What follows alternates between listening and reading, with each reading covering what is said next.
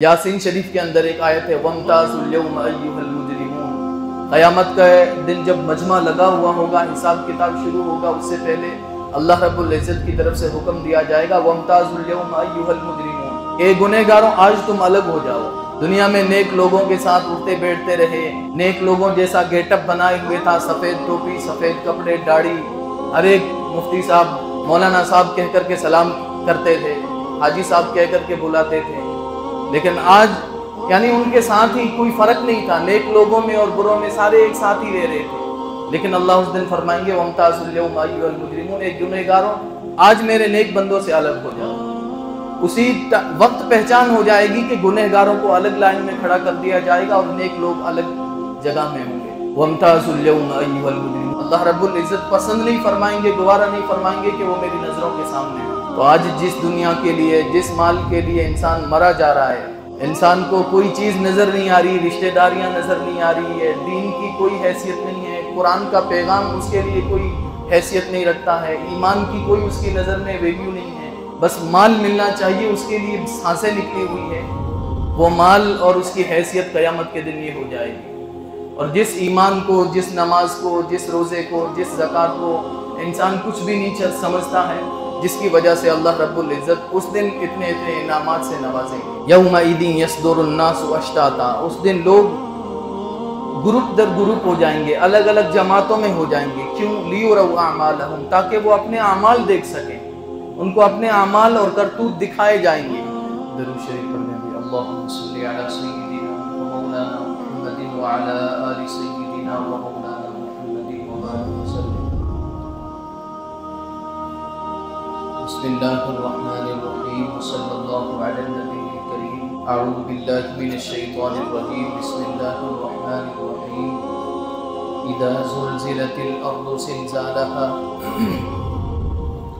व अख़रजतिल अर्दु अथक़ालहा व क़ालल इंसानु मा लहा यौमइज़िन तुहद्दिथु अख़बारहा बिअन्न रब्बका अवहा लहा। सदक़ल्लाहुल अज़ीम।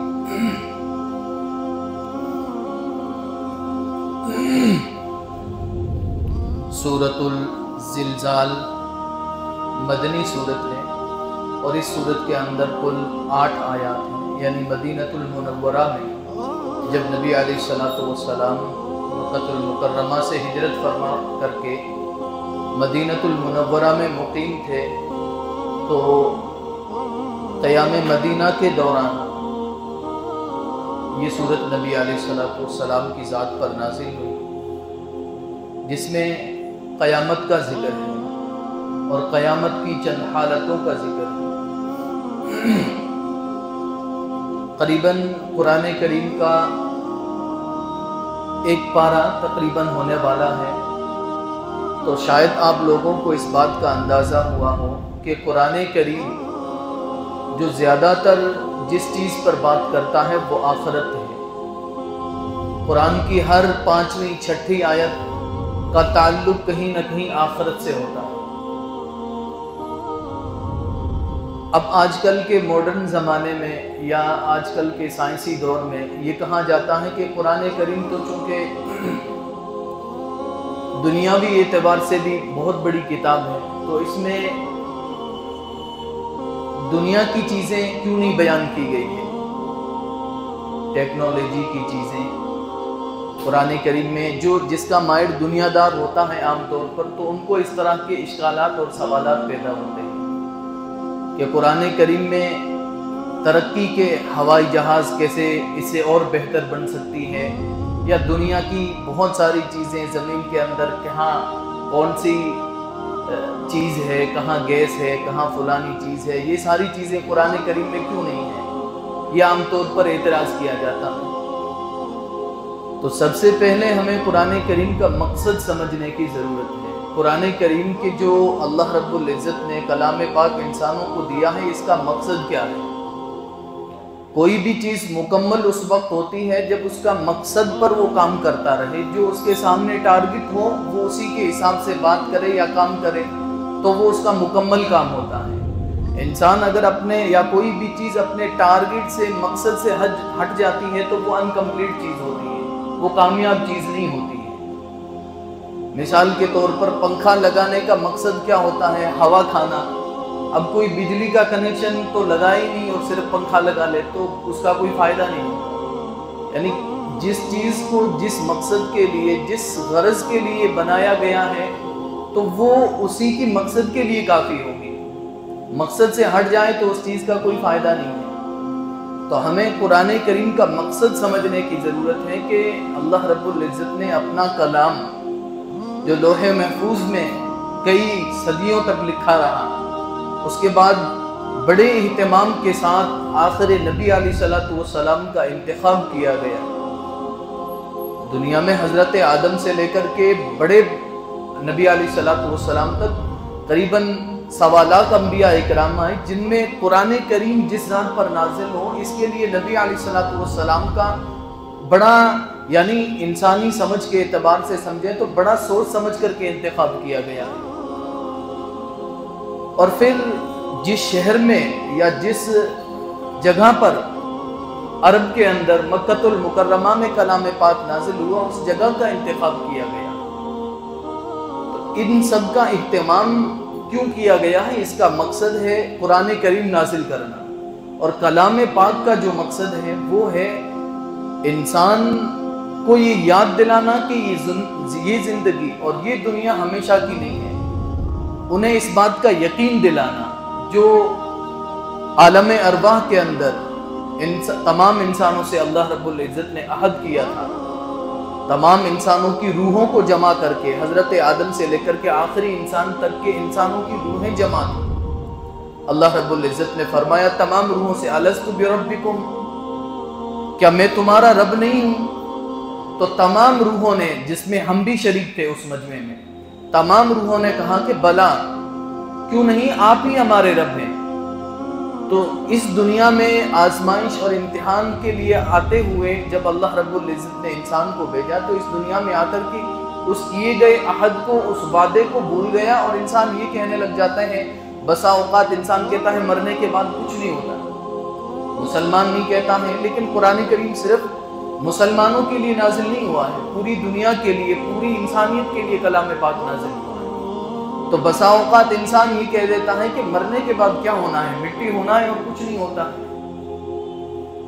یا کوئی مخلوق یا کوئی ذات ایسی ہے ہی نہیں جس نے یہ آسمان اور دنیا اور یہ انسان پیدا کی ہے، ایسی کوئی ذات نہیں۔ یہ انسان کی زبانوں سے سینکڑوں دفعے نکلتے ہیں الفاظ، یعنی کہ انسان اس دنیا میں آنے کے بعد اللہ رب العزت سے اس کیے گئے وعدے کو بھول جاتا ہے، اور جو اس نے اللہ کے سامنے کہا تھا کہ کیوں نہیں آپ ہی ہمارے رب ہیں، اس بات کو بھول جاتا ہے۔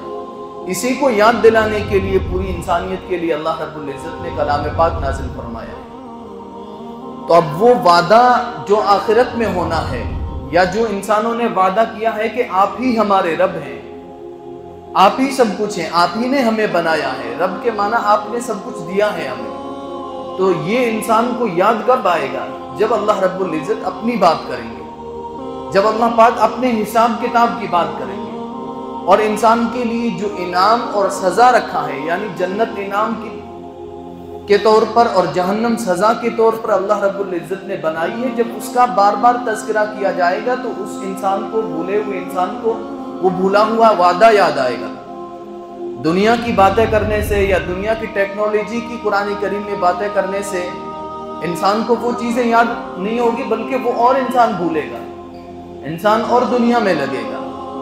تو ہیں اس میں بہت سارے نکات ہیں، کلام پاک کے اندر بہت ساری چیزیں ہیں، دنیا کی بھی چیزیں ہیں، لیکن جو سرسری چیزیں جو عام ہیں، زیادہ تر جو چیزیں ہیں جو عام انسان کو سمجھ میں آ سکے، وہ اللہ کی یاد ہے، آخرت سے، جہنم سے ڈرایا گیا ہے، آخرت کی تیاری کے لیے انسان کے سامنے وہ شوق رکھا گیا ہے کہ انسان کسی طریقے سے آخرت کا شوق رکھے، اللہ رب العزت کے سامنے کھڑے ہونے کو یاد کرتا رہے۔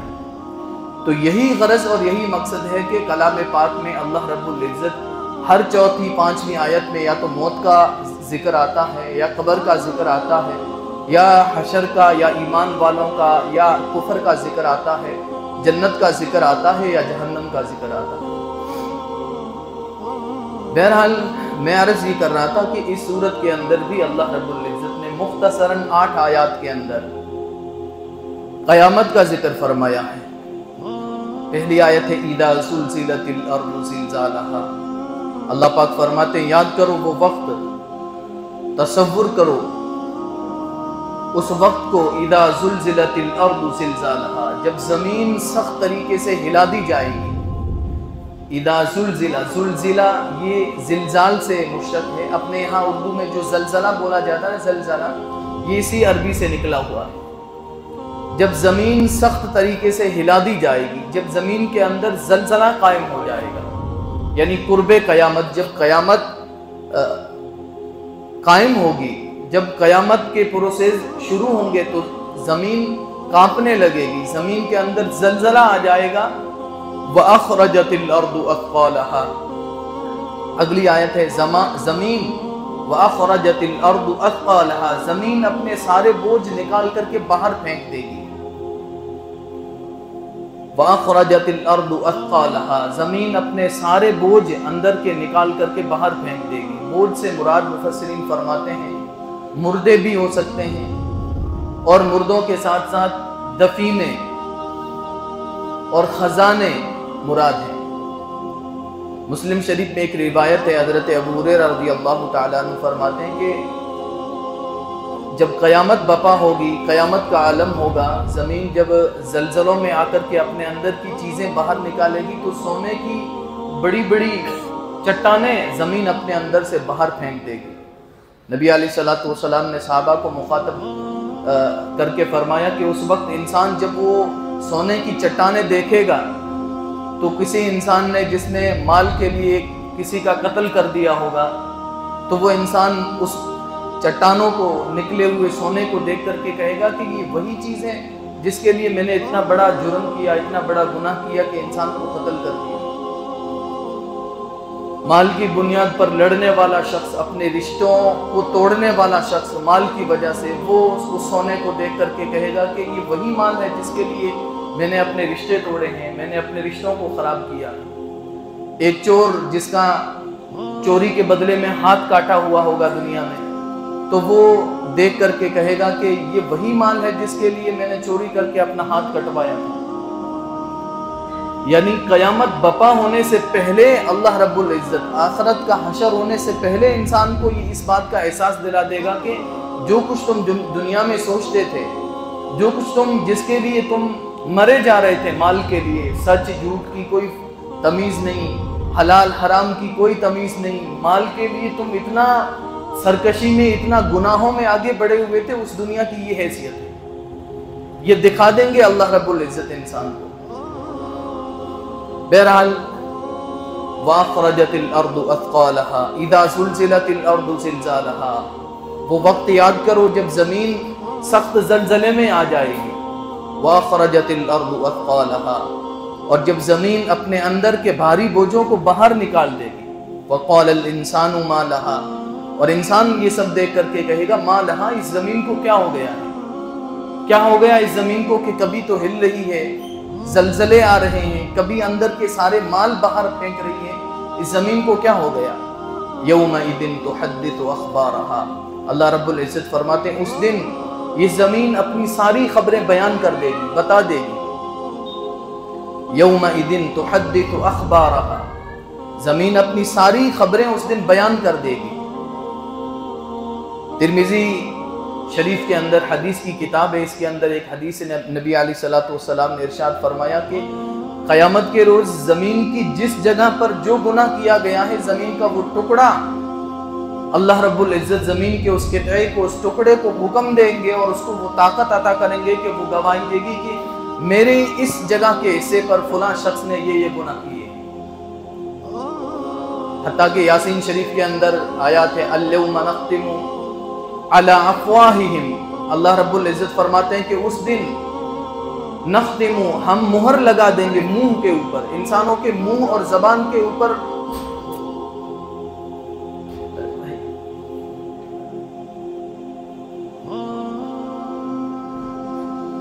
अल-यौमा नख्तिमु अला अफ़वाहिहिम, अल्लाह रब्बुल इज़्ज़त फरमाते हैं कि उस दिन हम उनके मुंहों के ऊपर मुहर लगा देंगे, ज़बानों के ऊपर मुहर लग जाएगी। वतुकल्लिमुना अयदीहिम। भाई इधर तशरीफ रखें, इधर ध्यान रखें, थोड़ा होता रहता है। अला अफवाहिहिम वतुकल्लिमुना अयदीहिम, इंसानों के हाथ गवाहियां देंगे। ये यासीन शरीफ के अंदर आयत है। वतुकल्लिमुना अयदीहिम, इंसानों के हाथ गवाही देंगे, कान गवाही देने लग जाएंगे। आजकल पुराने जमाने में ये समझा जाता था कि यार उंगलियों से इंसान कौन सा गुनाह करता होगा, लेकिन आजकल मोबाइल, नौजवान, जो चीज सर्च की गई है, जो टाइपिंग किया गया, ये उंगलियां अल्लाह रब्बुल इज्जत के सामने गवाहियां देंगी। इंसान की आंखें, कान, हर चीज क़यामत के दिन अल्लाह रब्बुल इज्जत के सामने गवाही देगी कि इस चीज के जरिए ये गुनाह किया गया है। बहरहाल उसी में से जमीन का हिस्सा भी, वअख़रजतिल अर्दु अथक़ालहा वक़ालल इंसानु मा लहा यौमइज़िन तुहद्दिथु अख़बारहा, उस दिन जमीन सारी खबरें बता देगी। बिअन्ना रब्बका औहा लहा, क्यों? बिअन्ना रब्बका, कि यही तेरा रब उसको हुक्म देगा। जमीन को अल्लाह रब्बुल इज्जत हुक्म फरमाएंगे कि तेरे ऊपर जो जो गुनाह हुए हैं आज बता दे। अल्लाह रब्बुल इज्जत की जात तो इतनी ताकतवर है कि आज भी ये सब कुछ कर सकती है। असबाब की जरूरत इंसान को पड़ती है, अल्लाह को नहीं पड़ती है। हम जितने गुनाह करते हैं, मेरे अंदर, मेरे जहन में, दिल में कितना गंद भरा हुआ है, अगर अल्लाह रब्बुल इज्जत चाहे तो मेरी पेशानी के ऊपर लिख सकते हैं। घर के दरवाजों के ऊपर बाहर गुनाह लिख लिए जाएं, अगर अल्लाह रब्बुल इज्जत चाहे तो, कि रात के अंदर इन्होंने ये गुनाह किए हैं और अगले एक दिन में इनके ये गुनाह करने की प्लानिंग रात को हो चुकी है, पेशानियों के ऊपर गुनाह लिख दिए जाएं। लेकिन अल्लाह रब्बुल इज्जत ने इस दुनिया में हमारे कितने बड़े बड़े गुनाहों के ऊपर पर्दा फरमाया हुआ। अल्लाह रब्बुल इज्जत इतना अपने इंसान से, अल्लाह की मोहब्बत के लिए यही काफ़ी है कि हमारे जितने गुनाह हैं सब अल्लाह रब्बुल इज्जत ने छुपा रखे हैं। अल्लाह चाहे तो इंसान को नजर नहीं आए, लेकिन पेशानी के ऊपर उसके सारे गुनाह लिखे जाएं जो दूसरे को नजर आए। लेकिन क़यामत में, चूंकि क़यामत है ही बदले का दिन, यौमुल जज़ा, बदले का दिन, उस दिन सारी चीज़ों का बदला दिया जाएगा। बिअन्ना रब्बका औहा लहा, ये ज़मीन जो अब सारी खबरें उस दिन बताएगी, इस वजह से कि तेरा रब उसको वही करेगा, यानी हुक्म देगा। यौमइज़िन यस्दुरुन्नासु अश्ताता, उस दिन लोग जमातों में हो जाएंगे, लोग अलग अलग जमातों में हो जाएंगे क़यामत के दिन। यासीन शरीफ के अंदर एक आयत है, वम्ताज़ुल यौम अय्युहल मुजरिमून, क़यामत का दिन जब मजमा लगा हुआ होगा, हिसाब किताब शुरू होगा, उससे पहले अल्लाह रब्बुल इज्जत की तरफ से हुक्म दिया जाएगा, वम्ताज़ुल यौम अय्युहल मुजरिमून, ए गुनहगारों आज तुम अलग हो जाओ। दुनिया में नेक लोगों के साथ उठते बैठते रहे, नेक लोगों जैसा गेटअप बनाए हुए था, सफ़ेद टोपी, सफ़ेद कपड़े, दाढ़ी, हर एक मुफ्ती साहब, मौलाना साहब कह कर के सलाम करते थे, हाजी साहब कह कर के बुलाते थे। लेकिन आज यानी उनके साथ ही कोई फ़र्क नहीं था, नेक लोगों में और बुरों में सारे एक साथ ही रह रहे थे। लेकिन अल्लाह उस दिन फरमाएंगे, वम्ताज़ुल यौम अय्युहल मुजरिमून, ए गुनहगारों आज मेरे नेक बंदों से अलग हो जाओ। उसी वक्त पहचान हो जाएगी कि गुनहगारों को अलग लाइन में खड़ा कर दिया जाएगा और नेक लोग अलग जगह में होंगे। वम्ताज़ुल यौम अय्युहल मुजरिमून, बड़ा भारी आयत है ये आयत, वम्ताज़ुल यौम अय्युहल मुजरिमून। अल्लाह रब्बुल इज्जत पसंद नहीं फरमाएंगे, गवारा नहीं फरमाएंगे कि वो मेरी नजरों के सामने हो। तो आज जिस दुनिया के लिए, जिस माल के लिए इंसान मरा जा रहा है, इंसान को कोई चीज़ नज़र नहीं आ रही, रिश्तेदारियां नज़र नहीं आ रही है, दीन की कोई हैसियत नहीं है, कुरान का पैगाम उसके लिए कोई हैसियत नहीं रखता है, ईमान की कोई उसकी नज़र में वैल्यू नहीं है, बस माल मिलना चाहिए उसके लिए सांसें निकली हुई है, वो माल और उसकी हैसियत क़यामत के दिन ये हो जाएगी। और जिस ईमान को, जिस नमाज को, जिस रोज़े को, जिस ज़कात को इंसान कुछ भी नहीं समझता है, जिसकी वजह से अल्लाह रब्बुल इज्जत उस दिन इतने इतने इनामात से नवाजेंगे। यौमइज़िन यस्दुरुन्नासु अश्ताता, उस दिन लोग ग्रुप दर ग्रुप हो जाएंगे, अलग अलग जमातों में हो जाएंगे। क्यों? लियुरऊ अमालहुम, ताकि वो अपने अमाल देख सकें, उनको अपने अमाल और करतूत दिखाए जाएंगे। फमन यअमल मिस्क़ाल ज़र्रतिन खैरन यरा, ये आयत भी बड़े जामे हैं। فَمَنْ يَعْمَلْ مِثْقَالَ ذَرَّةٍ کہ جس شخص نے ایک ذرے برابر بھی خیرن نیکی کی ہوگی یرا اس کو انسان دیکھ لے گا. فَمَنْ يَعْمَلْ مِثْقَالَ ذَرَّةٍ خَيْرًا يَرَهُ جس شخص نے ایک ذرہ برابر نیکی کی ہوگی وہ اس کو دیکھ لے گا. وَمَنْ يَعْمَلْ مِثْقَالَ ذَرَّةٍ شَرًّا اور جس شخص نے ایک ذرہ برابر بھی برائی کی ہوگی يَرَهُ اس کو بھی انسان قیامت کے دن اس کو دیکھ لے گا، یعنی اس کی سزا دیکھ لے گا.